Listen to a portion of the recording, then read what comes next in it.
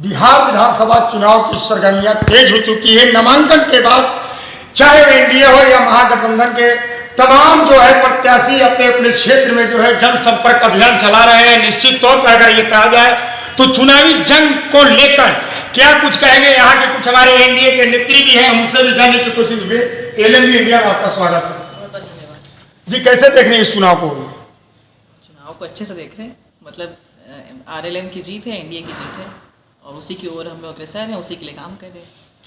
कहा जा रहा है कि नीतीश कुमार जो है लगातार सुर्खियों में बन रहे हैं कि कई महिलाओं के लिए या फिर अगर विकास की बहती बिहार को जो है वो धरातल पर ला रहे हैं। क्या इसका असर देखने को मिलेगा क्या आपकी बार? जी, इसका असर तो काफ़ी सालों से देखने को मिल ही रहा है और आगे भी देखने को मिलेगा, निरंतर देखने को मिलेगा, क्योंकि नीतीश कुमार जी के जैसा बिहार कोई नहीं कर सकता। उन्होंने बिहार को एक नई ऊंचाई और एक नई उपलब्धि और एक बहुत ही सुनहरा नाम दिया है बिहार, जिसको कुछ टाइम पहले, कुछ काफ़ी सालों पहले हम लोग थोड़ा झेपते थे कि हम लोग को कुछ इससे बोले उससे बोले। आज हम गर्व से कहते हैं हम बिहारी हैं। जी, ये नीतीश कुमार जी की देन है। लेकिन बिहार में राष्ट्रीय पार्टी जो है वो आरजेडी है, इसको आप कैसे देख रही हैं? ये तो तेजस्वी जी तो लगातार कह रहे हैं कि अगर हम सत्ता में आते हैं तो निश्चित तौर पर विकास की बहती बिहार को हम लाएंगे।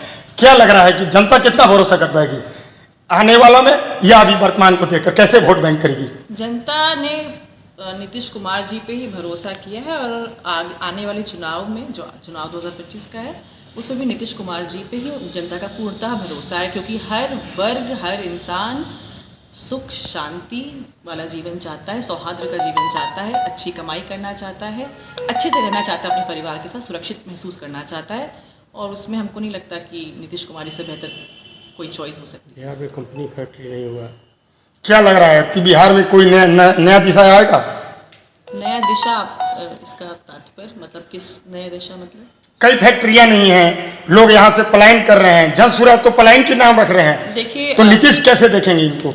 देखिए, नीतीश जी ने पलायन रोकने का बहुत कोशिश किया है और निम्न स्तर जो लोग हैं, जिनकी निम्न कम पैसे वाले जो हैं, लेबर क्लास जो है, वो भी बाहर जा रही है, उसको रोकने की बहुत कोशिश की और आगे भी काफ़ी कोशिश की जाएगी। अब हमें पता होना चाहिए कि हम कितना उस पर कर सकते हैं। हमने जैसे पहले भी बताया है कि बिहार जब नीतीश कुमार जी के हाथों में आया तो वो गड्ढे में था, उसको धरातल पे पाटा गया गड्ढा, फिर उस पर इमारत भी वो बना चुके हैं और भी मंजिलें बनेंगी उस पर। तो उसके लिए बिल्कुल बिहार तैयार है और नीतीश कुमार जी भी पूर्णतः तैयार है। हम और बेहतर विकास की ओर अग्रसर हैं।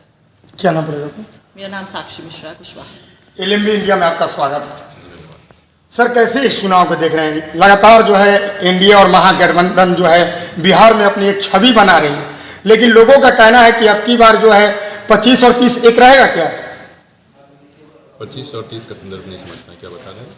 नीतीश जी 25 और 30 की बात कर रहे हैं। बिल्कुल बिल्कुल, वो तो है ही। नीतीश जी हैं तो फिर, और ये चुनाव के बारे में आप पूछ रहे हैं, तो ये विकास बनाम विनाश का चुनाव समझ लीजिए। लोग इसी रूप में देख रहे हैं और लोग फिर से एक बार बिल्कुल एक तरफा रिजल्ट आपको देखने को मिलेगा।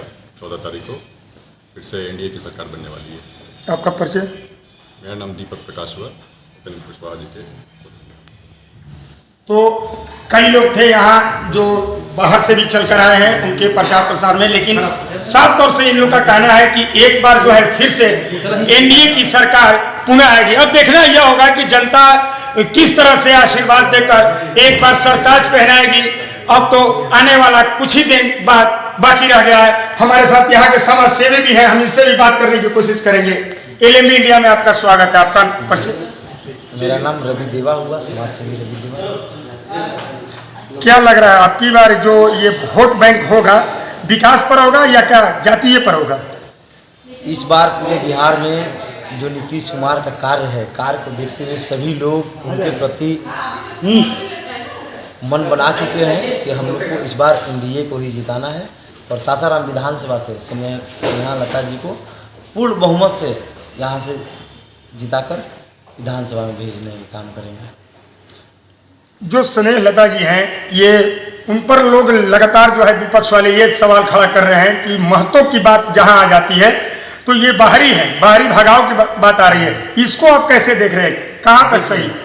ये बात वो लोग कर रहे हैं जिनको डर है और जिनको जो लोभी लोग हैं, वही लोग इस तरीके की बात कर रहे हैं।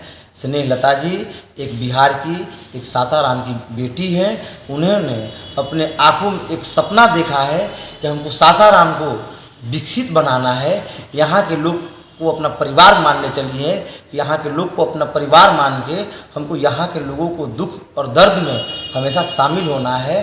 क्योंकि उनके अगर चुनाव ही का मुद्दा था, मैटर था, तो उनको बिहार में वो कहीं से भी चुनाव लड़ सकती थी, उनका अपना जिला या अपना विधानसभा लड़ सकती थी। लेकिन यहाँ के लोगों को अपना परिवार मानने का अगर सपना देखा है, तो हम लोग का और सासाराम के सभी लोगों का कर्तव्य बनता है कि उनके साथ कदम से कदम मिलाकर हम उनके साथ चलने का काम करेंगे, कि अपने बेहतर कल के लिए सिर्फ एनडीए को ही चुनना है और सासाराम विधानसभा से गैस सिलेंडर को जिताना है।